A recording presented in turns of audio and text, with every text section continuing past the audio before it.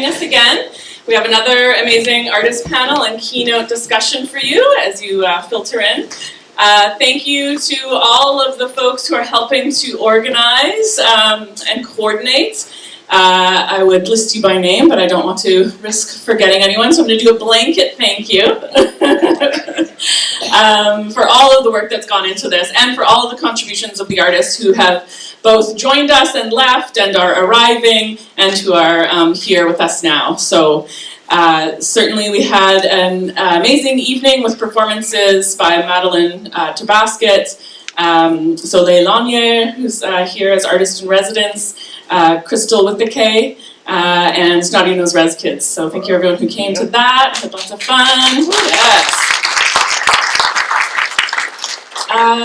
One announcement, just before we get started, I'm going to introduce you to Peter Morin, who's going to facilitate for the day with the keynotes and the artist panels. Just a quick announcement around a workshop coming up on the 18th with Wes Harmon, who's arrived as visiting artist. Thank you, Wes. And with Matt Rader, in conjunction with Matt Rader's class. And so that's happening on the 18th at 11 a.m. Art 104. I'm just going to move my lips and then you can say. And please, if you, so for that workshop, and if you're planning to attend and you're in Matt's class, please do bring things that you're already perhaps working on, texts you want to refer to, tape, glue, all kinds of physical things like that for zine making. Did I cover it? Okay, applause, thank you. Okay, so I think that's the main announcements. Sorry. Grant writing workshop also on that same day from 10 a.m. to 10 a.m. till noon. And please ask me for the room number. I do know it, but I'm going to have to remember it. And that's with the First Peoples Culture, Language and Heritage Council, FPCC, which doesn't match what I said, but is the correct acronym. And they'll be here with Anna Huard, doing a workshop on grant writing, which I encourage you to attend.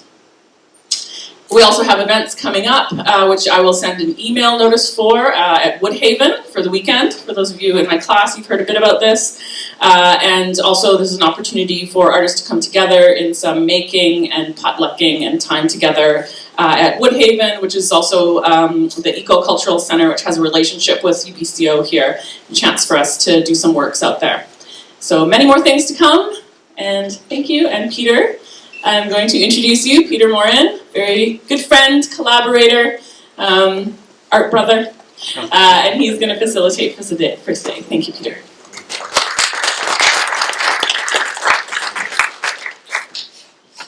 I don't know why I'm so nervous. That's very funny.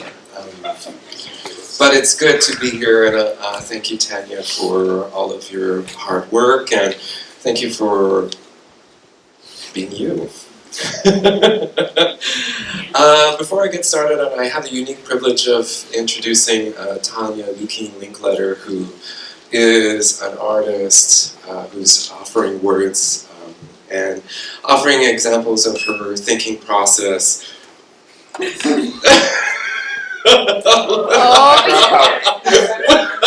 is going on in the front row? Who invited those folks? I brought power. Okay. All right, here, lend me one of those too. Okay. Double power. Sorry, it's the intro. I'm sorry. Okay. But before I introduce our keynote, I want to just take a moment to acknowledge. It is quite a journey to get together weekly. It is quite a journey to get together on these traditional territories of Syilx people. I want to take a moment to acknowledge the original peoples of this place, and their generosity and their kindness. I want to also acknowledge all of the ancestors in this room with us, because we do not stand alone. Our ancestors are with us. And it's a beautiful thing to see all of the ancestors here. The whole world is here with us, actually. You know, the whole world is here with us to learn and to hear the words of our invited guests today. The speakers, Michelle Jacks, Ryan Ferguson, Wes Hartman, Soleil Lanier, and Tanya Lukin Linklater. So I'm going to take a moment to read Tanya's bio. Okay, I need my glasses back.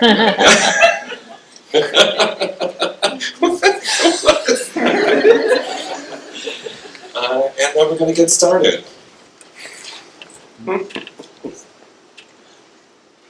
So, Tanya Lukin Linklater's performances in museums, videos, and installations have been shown in Canada and abroad. She often makes performance collaborations with dancers and sometimes composers, musicians, and poets in relation to the architecture of museums, objects in the museum, and cultural belongings, reaching towards atmospheres that shift the space. Her work centers knowledge production in and through orality, conversations, and embodied practices, including dance, while reckoning with histories that affect Indigenous people's lives, lands, and ideas. She investigates insistence. Her work has been shown at EFA, Project Space, plus Performa, New York City, Art Gallery of Ontario, Toronto, Crystal Bridges, Museum of American Art, Arkansas, Winnipeg Art Gallery, Images Festival, at the Museum of Contemporary Canadian Art in Toronto, Red May Modern, Art Gallery of Alberta, Art Museum of Toronto, the Biennale de Montréal 2016, and Woodland School's temporary exhibit at Documenta 14 in Kassel, Germany. Tanya originates from the native villages of Okanagan and Port Lions in southern Alaska and has been based in northern Ontario for a decade. She's also currently a PhD candidate at Queen's. So if we could put our hands together to welcome her.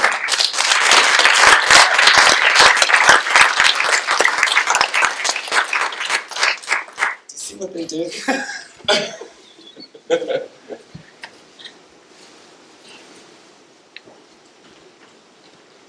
Shamai, can you hear me?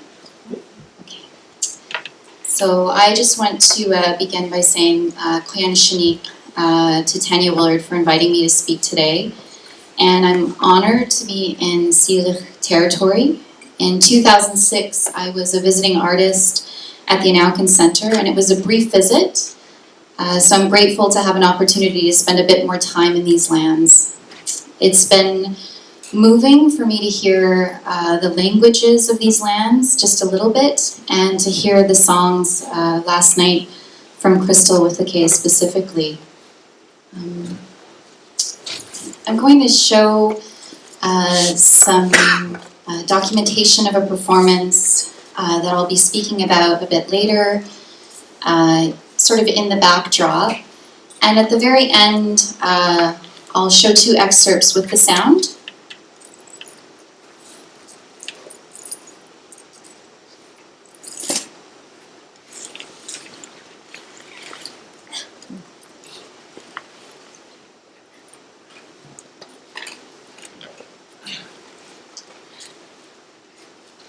I'm going to share a little bit of history about where I'm from as an Alutiiq person, or Shukpiaq person.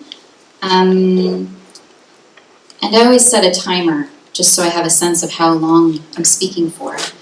But as Peter said, I'm from the native villages of Afognak and Port Lions, which are in southwestern Alaska, in the Kodiak Archipelago. So I'm going to share a little bit about where I'm from and why I make the work that I do. And this is the first time I've given this talk, so I hope it goes well. In 1994, the Smithsonian published Reckoning with the Dead, the Larsen Bay Repatriation and the Smithsonian Institution, a book that examined a test case of repatriation that coincided with and was instrumental in the passage of the Native American Graves Protection and Repatriation Act of 1990. The Kikterchmut and the Scientist, 50 Years of Clashing Worldviews, by Gordon Puller, former executive director of the Kodiak Area Native Association and scholar, documented work over many years of Alutiiq community members on Kodiak Island and the repatriation of 1,000 human remains, our Alutiiq ancestors, to the native village of Larsen Bay for reburial from the Smithsonian Museum of Natural History in 1990. The work that culminated in repatriation began in the early 1980s, catalyzed by discussions led by Alutiiq leadership to engage Alutiiq youth in employment through the Kodiak Area Native Association's Summer Youth Employment Program, focused on archaeological projects taking place in our communities. The impetus behind the program was to help Alutiiq youth understand the strength of their ancestors, what their lives may have been like prior to Russian contact, and it was part of a broader movement of cultural revitalization on Kodiak Island in the early 1980s. Partially, the goal was to steer youth away from, quote, the epidemic of self-destructive behavior that was sweeping across Alaska's villages at the time and had been for decades. Through initial discussions regarding the program, Larsen Bay community members expressed their discomfort with archaeology, given their memories of Alice Hrdlicka's removal of ancestral remains from their lands in 1932. These discussions indicated that Hrdlicka had removed remains from the community with great disrespect for the people and their ancestors, and there was no recourse, legally or otherwise, at the time. Puller believed that when the community asked for the return of the remains, the Smithsonian Museum of Natural History would respond in a moral and just way.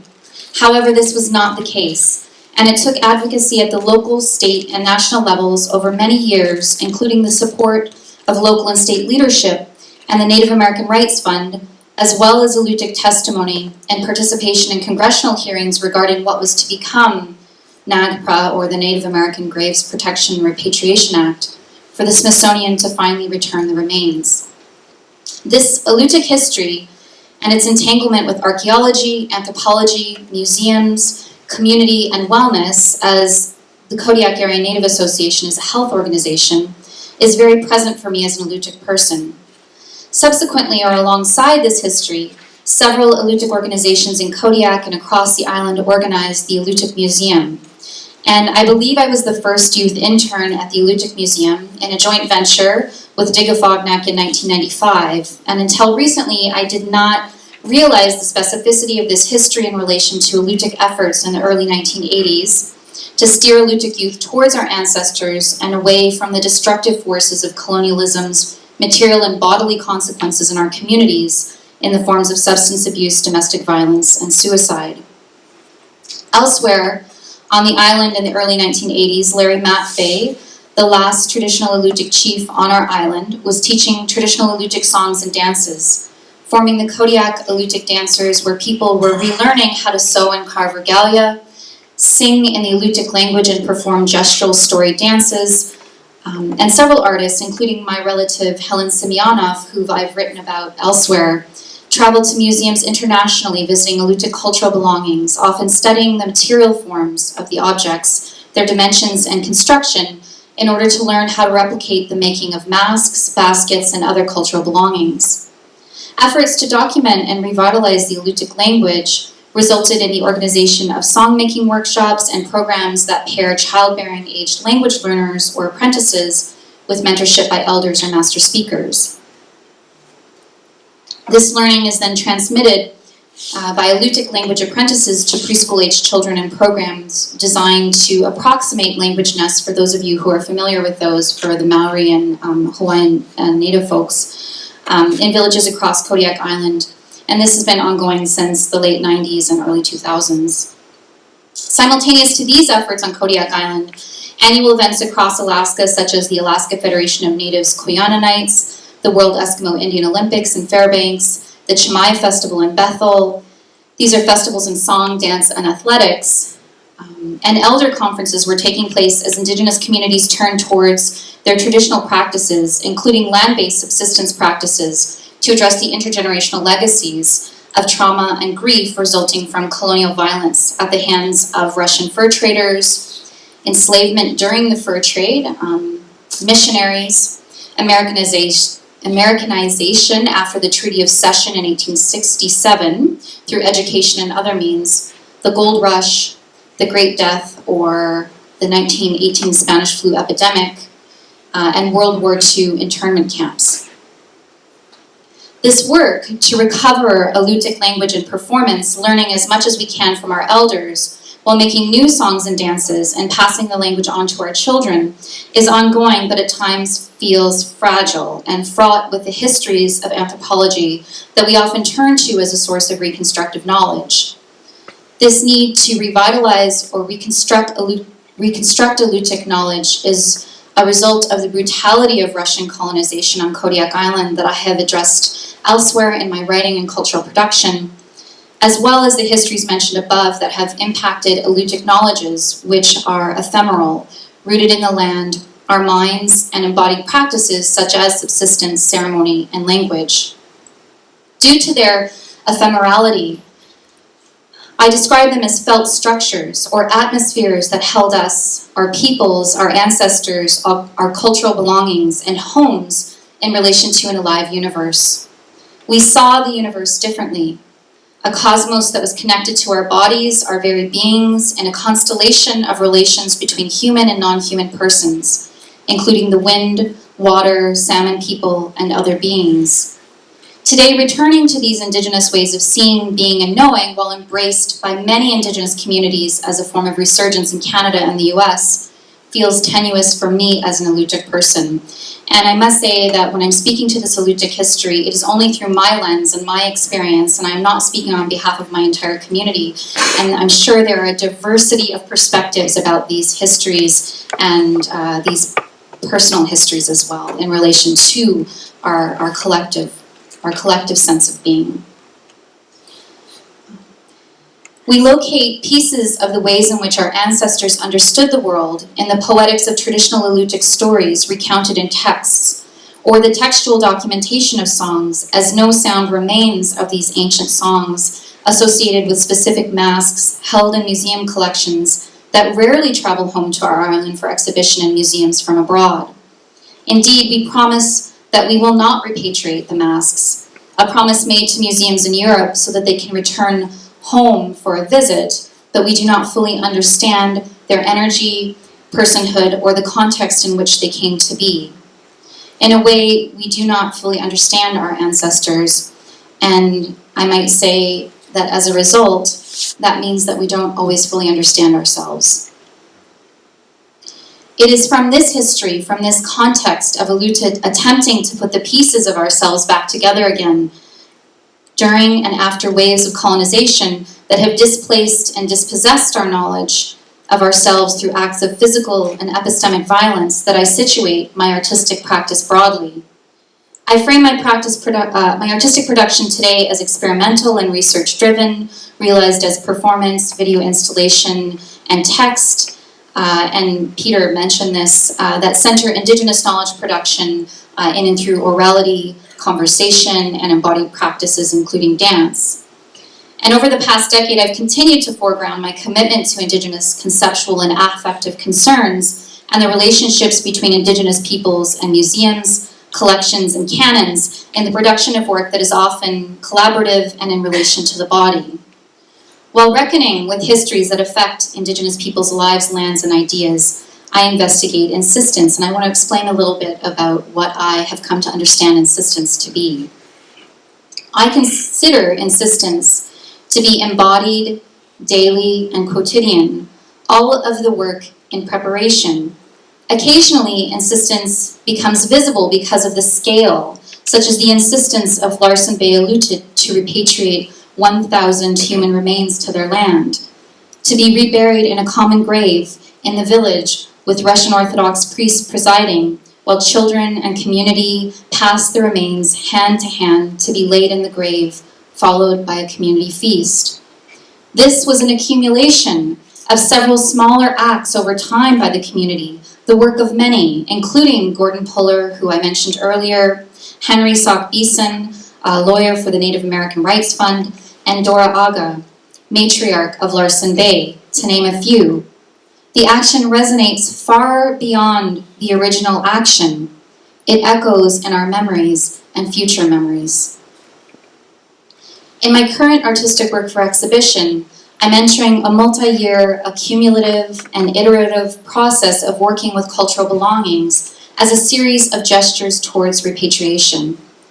My critical, performative, and textual responses to these collections are directly tied to my lived experience as an Alutiiq person, or Shuk in my language, who contends with anthropology, archaeology, and museums on our island, as well as the dispersal of our objects across the world in museum collections.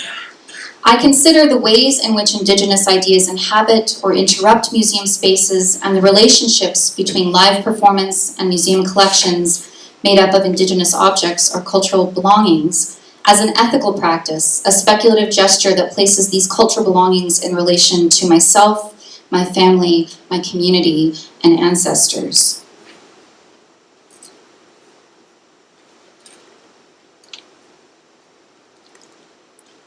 Alutiiq or Shukpiaq ancestors, Chumitlach Dora Aga, James Barker, Anne Finup Jordan and Teresa John, Jody Bird, Barbara Christian, Michael D'Angeli, Vine Deloria Jr., Sherry Farrell Reset, Mashana Goman, Saidia Hartman, Candace Hopkins, Sonia Kelleher Combs, Ralph Lemon, Senga Ngudi, Gordon Puller, Diane Million, Catherine McKittrick, Peter Morin, Mark Rifkin, Dylan Robinson, Audra Simpson, Leanne Simpson, and others.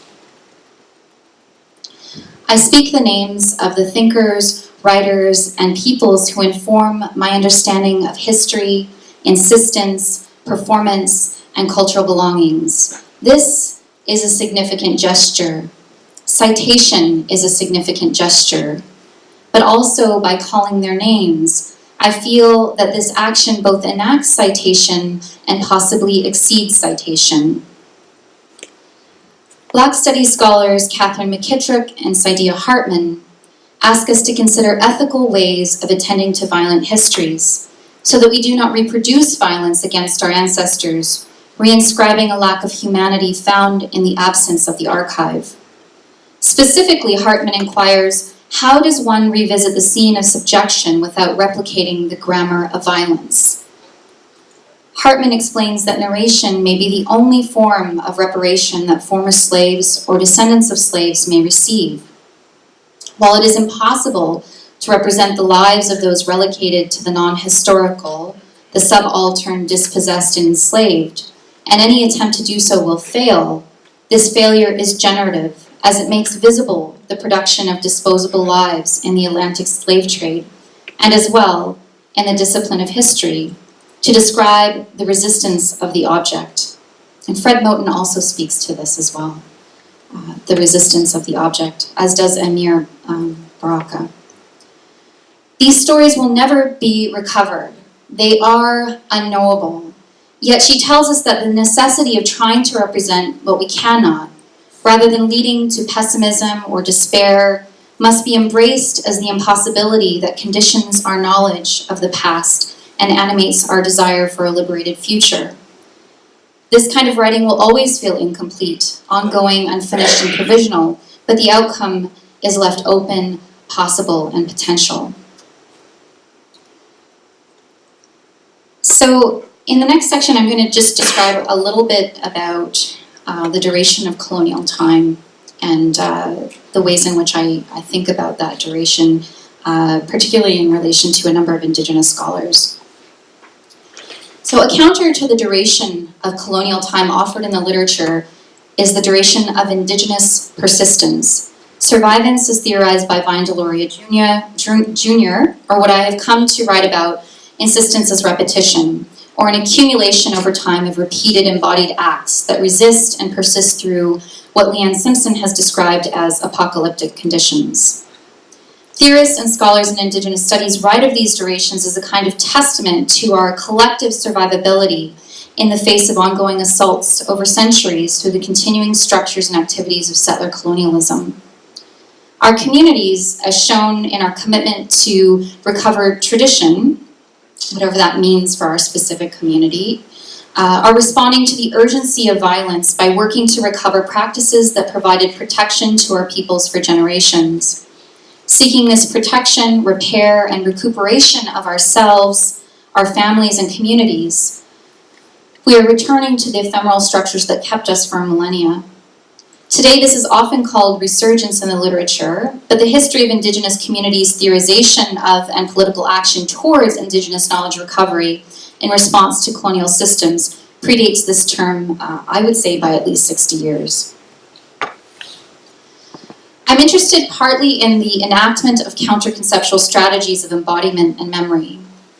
Radical possibilities that emerge through cultural production, speculative gestures towards our relatives or ancestors, placing them within Indigenous or Black durations, building embodied and affective structures around them so that they are not left to history where they are counted but do not matter. Many Indigenous and Black artists are thinking in relation to the past and futures, working to find ways in which those futures are not foreclosed and contained, but are possible, potential, and reaching towards freedom. You may notice that this talk is also unruly, as I am resisting containment and foreclosure as I speak. I consider that the only remnants of my Alutiiq or Shukpiaq ancestors are myself, my family, and my children, our bodies, as well as these objects or material culture. My ancestors' hands made these objects. Perhaps there are parts of them, traces, that still live within these objects. Fingerprints, hair, skin. Specifically, I'm interested in singing, sounding, and dancing these objects, which is what we did in the old days. Our knowledges were felt and held in the body. Our knowledges were activated physically, sonically, in relation to these objects, to our families, to the land, and to the universe. Toyla Kelly tells us that the museum orchestrates a particular way of seeing. Artifacts are, within her description, severed from their original situatedness in a display that privileges the sight of them. And in this case, the visual supersedes the feeling of texture and context, creating art objects rather than positioning these belongings within the grammars of everyday life. And then the objects become a signifier of myth, reductive, and supporting easily recognizable messages about, for example, in the case that she's writing, the possibilities of Maori culture. What results is that our gaze mirrors the violence of the colonizer's value system. I've read accounts of our relatives travel to museums across the world to visit Alutiiq cultural and material objects and their affective responses to these visits. They often explain that they weep when they come into contact with these cultural belongings. I think in relation to museums, and this is precisely why I frame my practice, which is primarily performative, in relation to visual art and to museums, because Indigenous peoples have a long and arduous relationship to the discipline, formation, and fields of anthropology, archaeology, and ethnography, as well as the structure of museums. Specifically, I'm compelled by the sight of the museum as an iteration of colonial time that removed our cultural belongings from our communities through their actors, ethnographers, archaeologists, anthropologists, and also through commerce. These ancestral remains and cultural belongings were originally surrounded by land, our semi-subterranean homes. So we actually lived in a chikluak, which was semi-subterranean, meaning that we literally lived within the land in the old days. Ephemeral structures or knowledges that were embodied by Alutiiq in my case, and often expressed through orality or performance, which drew heavily on a poetics.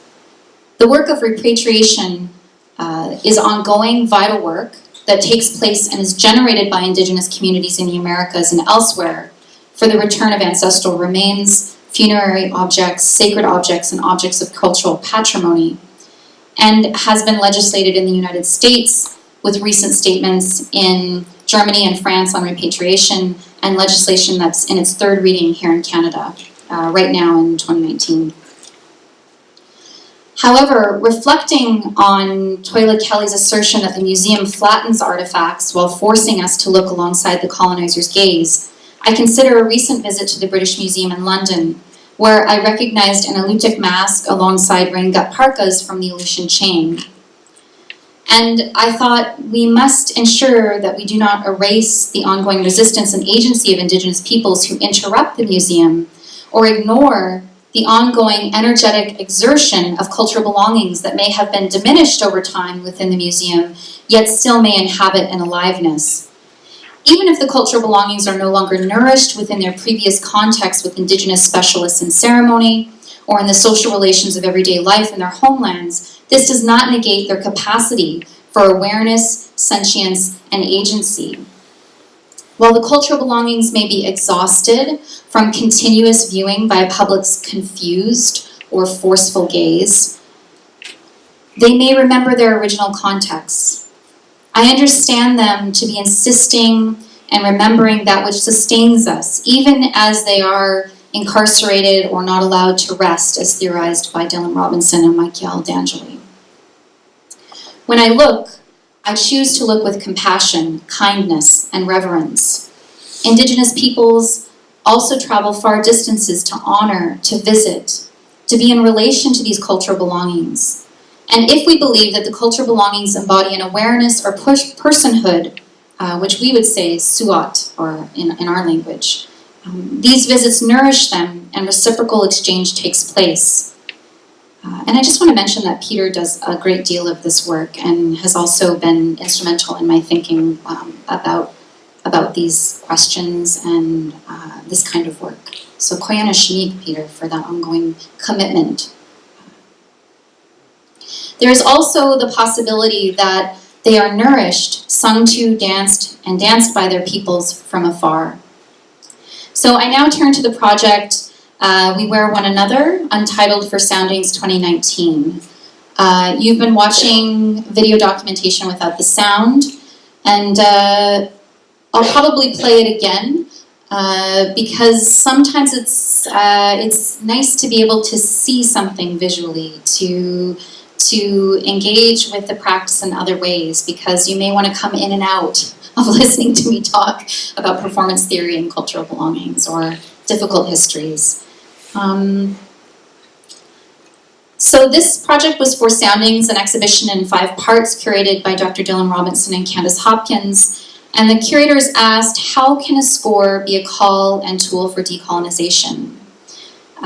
They convened a workshop, a call for commission proposals, a number of partnerships, and with support from the Canada Council for the Arts, as well as I think other funding support. The curators assembled an exhibition of scores that took the form of video, objects, graphic notation, museological objects, and written instructions. And further, they write that at different moments during the exhibition, these scores were activated by musicians, dancers, performers, and members of the public, gradually filling the gallery and surrounding public spaces with sound and action, so that the exhibition was accumulative.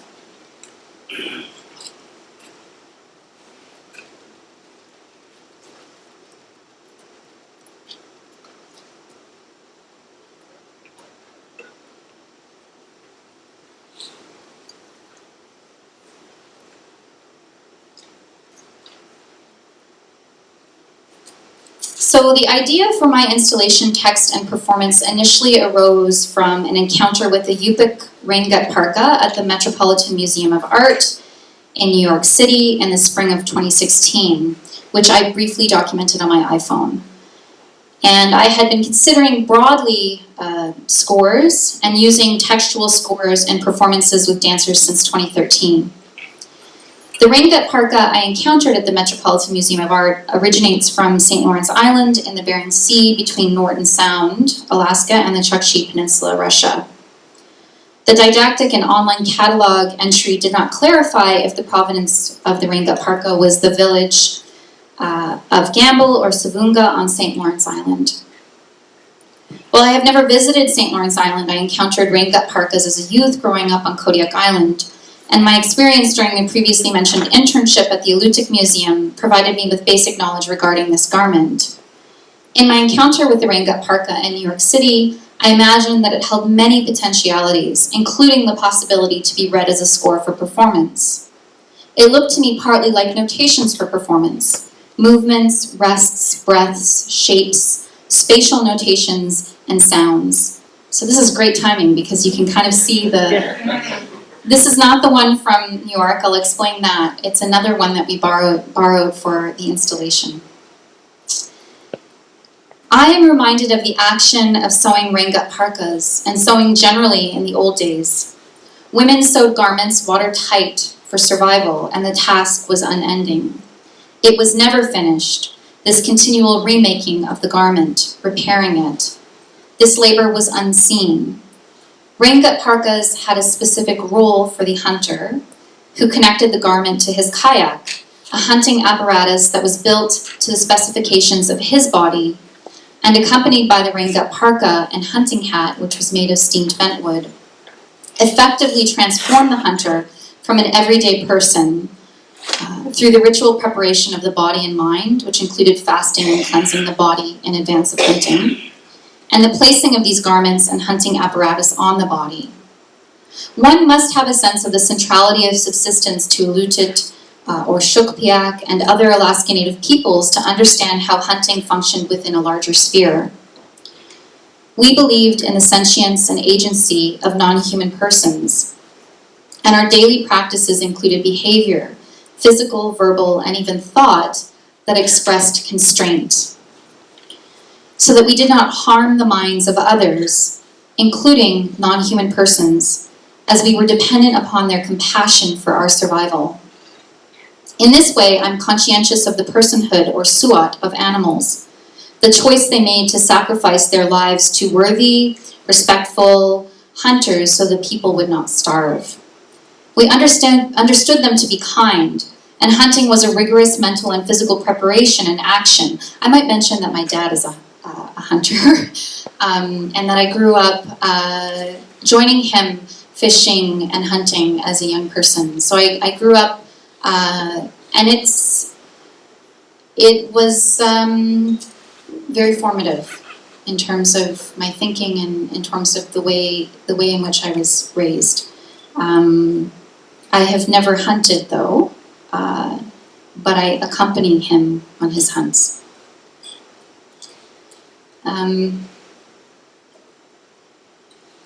We also understood that the kayak traveled between realms, functioning similarly to our mass dances.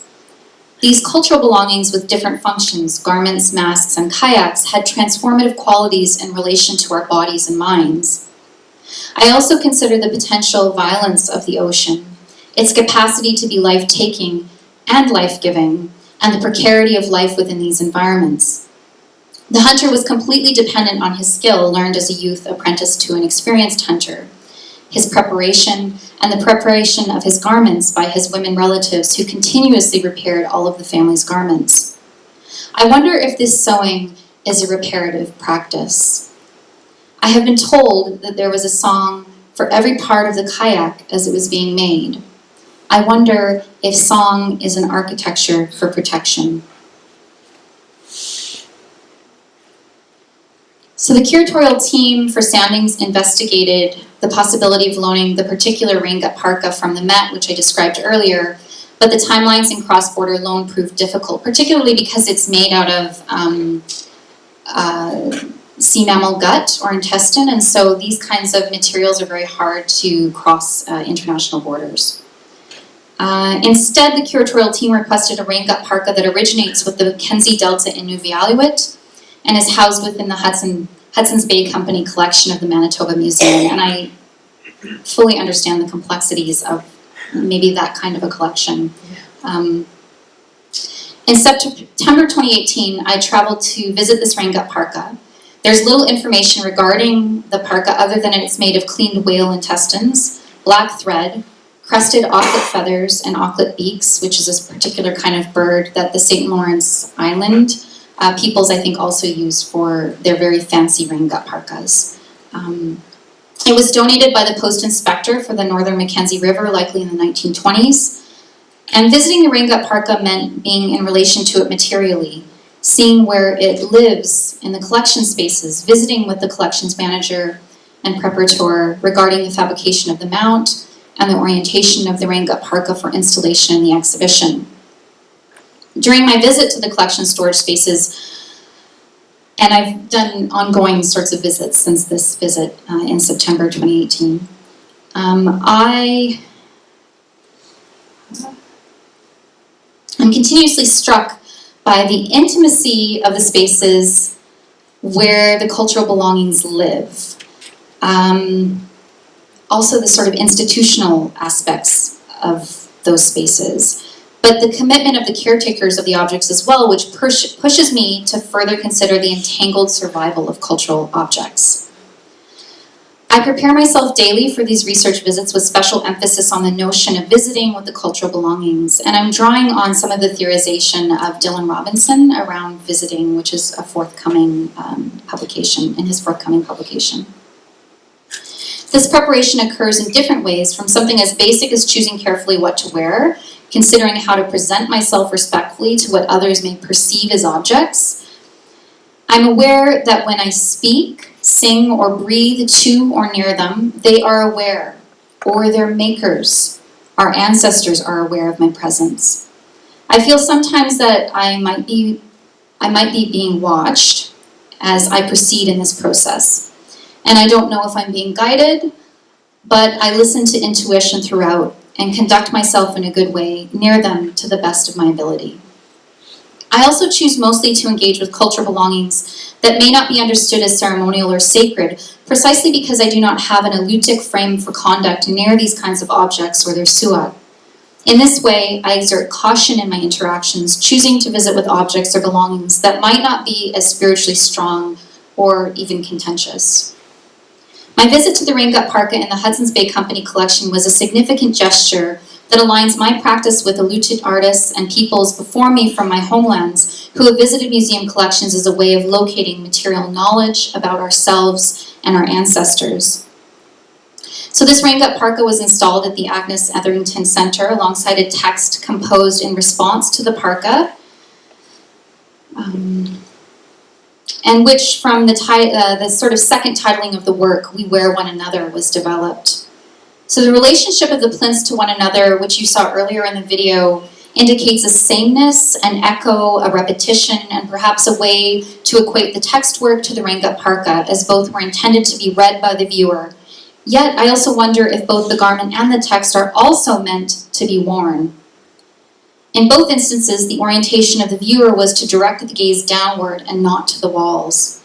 I understand this to be a gesture that perhaps interrupts the museum or acknowledges its fraught history while holding the work in a different way. So this exhibition opened in January 2019, and then subsequently you have seen documentation of the open rehearsal with artists, with myself, the dancers Kaiman Gobert and Dana Rosales, who I've worked with Kaiman since 2013 and Dana since 2017, and phenomenal, brilliant composer and violinist Laura Ortman. And this took place over 7 days in March 2019, culminating in a performance during something called the Katarokwe Festival of Indigenous Arts at the Isabel Bader Center for Performing Arts. Well, initially it was my intention to transport the rain-gut parka to the performance space in the rehearsal hall so that the cultural belonging could be danced to and sung by the violin. The conservation team at the Manitoba Museum suggested it was too fragile for this transportation to take place. This limitation on the cultural belongings mobility made sense in my thinking given the history of the removal of cultural belongings from our communities and their incarceration within museums, separated from families, communities, land, and other felt structures. I felt that the performance could speak to a yearning, to the distance between these cultural belongings and the people who previously were in relation to them, physically, conceptually, affectively, and spiritually. I'm interested in singing, sounding, and dancing these objects, which is what we did in the old days. I consider this to be an ethical, speculative gesture towards repatriation. And as someone who is far from my homelands, I bring a community of women together to be of one mind for the duration of a project. For 7 days, we think alongside one another to make a performance. This process is perhaps more important than the outcome, which is why I allow for an open rehearsal. The dancers and I give ourselves the space to honor the ideas at the center of the work. And I'm compelled by the process of building a performance, and I hope to open that process, open it up to a viewer.